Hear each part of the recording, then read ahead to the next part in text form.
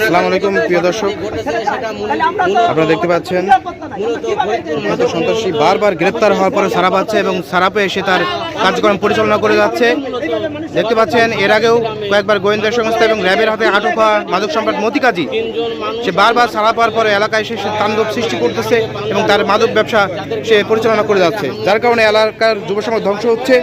আর এটা প্রতিবাদ করলে পরে এলাকাবাসীর উপরে তারা ক্ষিপ্ত হয়ে গতকালকে হামলা করেছে। প্রিয় দর্শক, সেই হামলায় আমাদের জামাত ইসলামের একজন রোকন আব্দুর রহমান বাবর তিনি গুরুতর আহত হয়ে বর্তমানে হসপিটালে আছেন।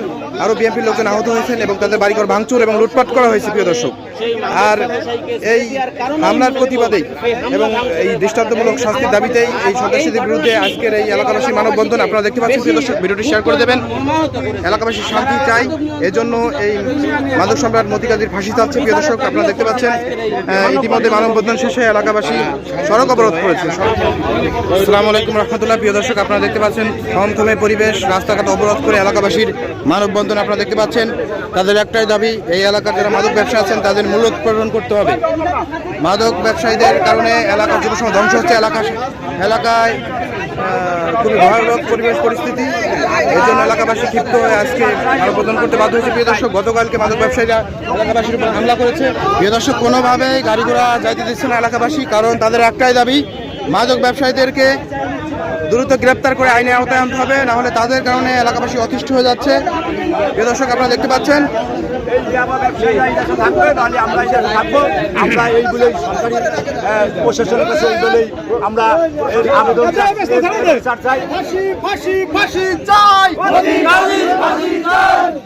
সম্রাট মতি কাজীর ফাঁসি চাই, ফাঁসি চাই, ফাঁসি চাই, ফাঁসি চাই।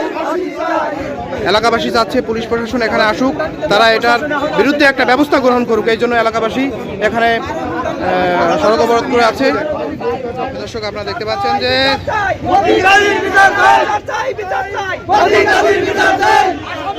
দর্শক প্রশাসন ইতিমধ্যে চলে এসেছে, আপনারা দেখতে পাচ্ছেন।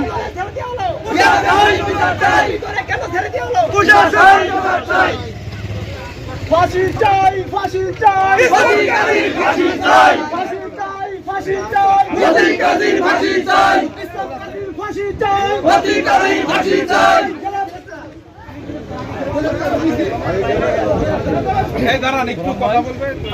আগে গ্রেপ্তারের কথা বলতো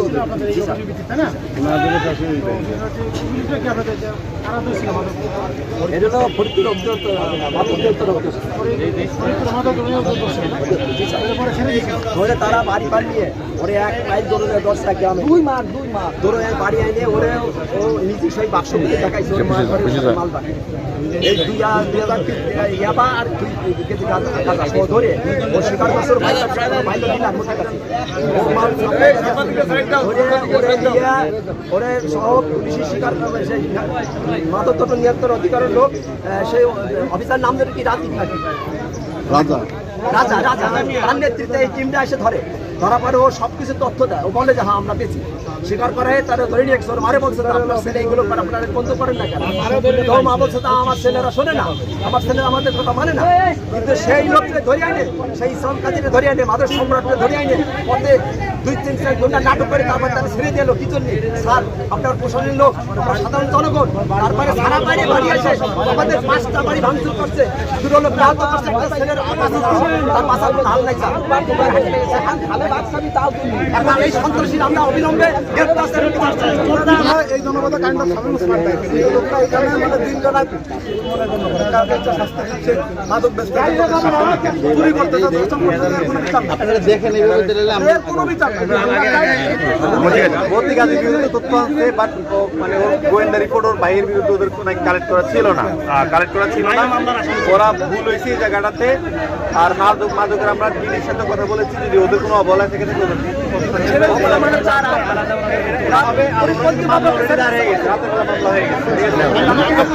প্রিয় দর্শক, এদিকে দেখতে পাচ্ছেন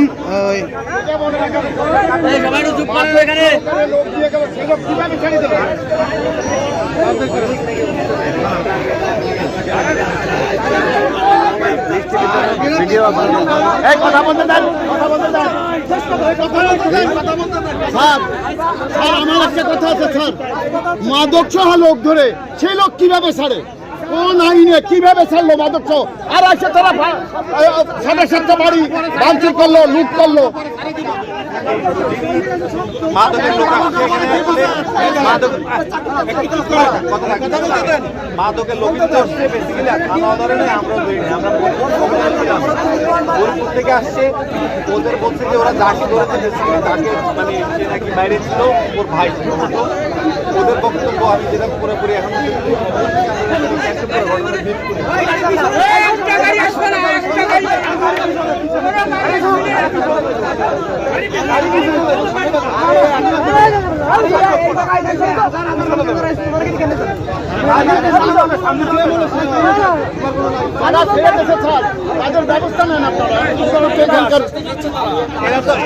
এরা এখানকার না, তোরা তো ফরিদপুরে যেখানকারই হোক, আপনি তো এখানে দায়িত্বে স্যার, ডিপার্টমেন্ট আলাদা, তো কথা বলে চলে। আপনি তো উপজেলার দায়িত্বে।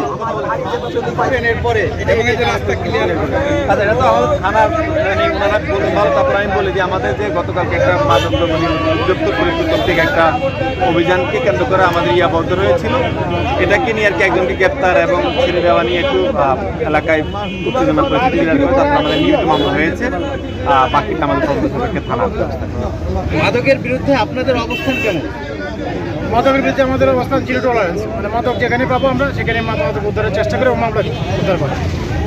এই যে গতকালকে একটা মাদক দ্রব্য নিয়ন্ত্রণ অধিদপ্তর এসে মাদক ধরে, মাদক সহকারে এখানে স্থানীয় যারা আছে তারা বলছে যে 2000 পিস বা কম বেশি হতে পারে মাদক সহকারে তাকে গ্রেপ্তার করেছে এবং তাকে ছেড়ে দেওয়ার পরে তার লোকজন এনে সেই নিরীহ লোকজন যারা তাদের বাড়িঘর ভাঙচুর করেছে। আসলে এই বিষয়ে আপনারা কি দেখছেন এবং কেন এই বিষয়টা হলো একটু আপনারা কিভাবে দেখবেন?